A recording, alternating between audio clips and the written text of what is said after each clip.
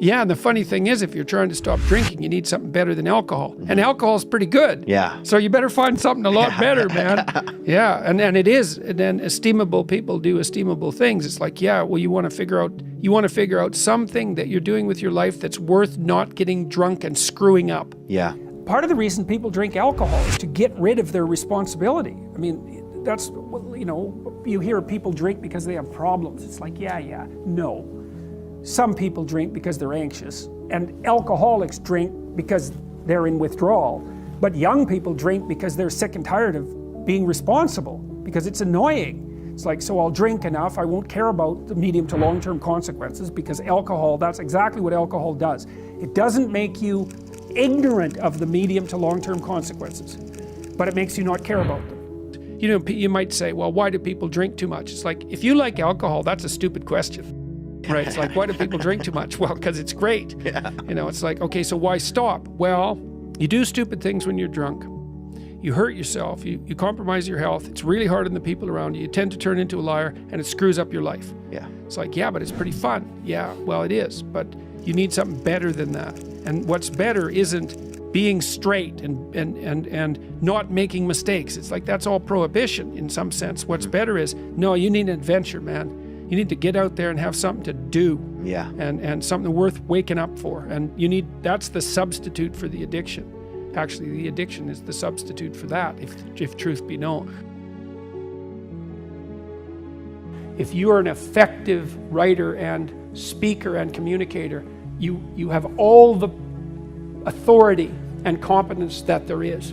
The best thing you can do is read and write every day, a couple of hours every day. Write about things you find important, and see if you can discover what you believe to be true.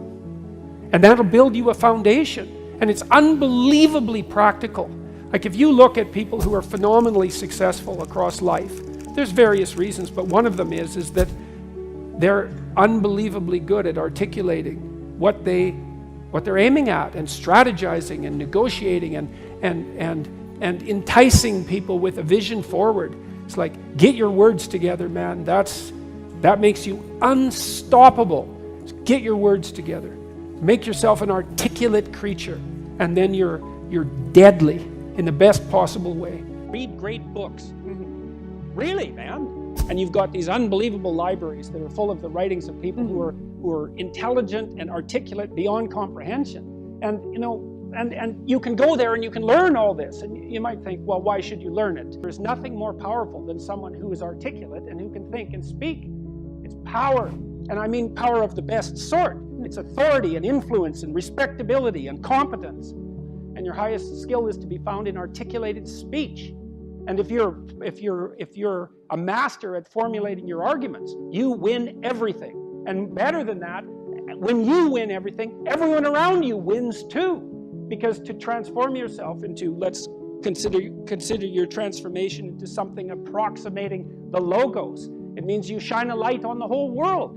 Well, there's nothing more exciting to do than that. There's nothing better you can possibly do. You transform yourself into something that's articulated and sensible and grounded in history and knowledgeable and wise, man. You can do anything you want, and hopefully anything you want for good. Because if you have any sense, everything you want to do would be for the good, because there's nothing more compelling or meaningful or useful in combating the tragedy of life than to struggle with all your soul on behalf of the good. You know, I've really seen the benefits, for example, for weightlifting, because I've watched people, because I'm 58, how old am I? 56.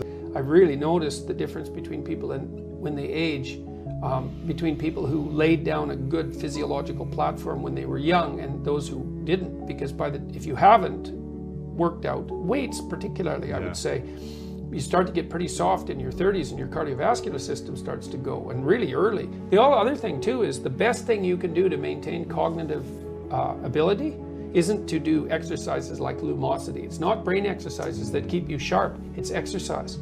So if you're 50, both cardiovascular and weightlifting, if you're 50, you can restore your cognitive function to the level of a 30-year-old through exercise. Through physical activity. Yeah, well, your brain is a very demanding organ. And if your cardiovascular system is compromised, then you get stupid. And so, yeah, it's really... So the less you move and the bigger you get, the more more stupid you become. Yeah, well, Smaller because your brain gets. you compromise its function, because the brain is it's the organ that uses more. It's very metabolically demanding, and so if you're not in good physical shape, then one of the things that suffers most greatly is your cognitive function.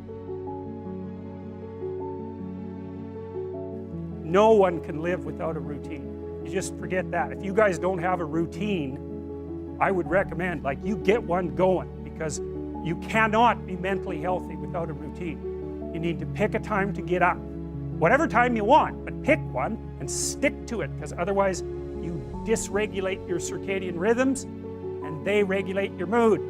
I've told people to learn to use a schedule, and people often hate schedules because they act as their own tyrants, right? They say, well, you have to do this unpleasant thing, and then here's another unpleasant thing you have to do, and then you have to do this unpleasant thing, and you do that for about 3 days, and you think, to hell with this, I'm not doing that, and you fall off the wagon.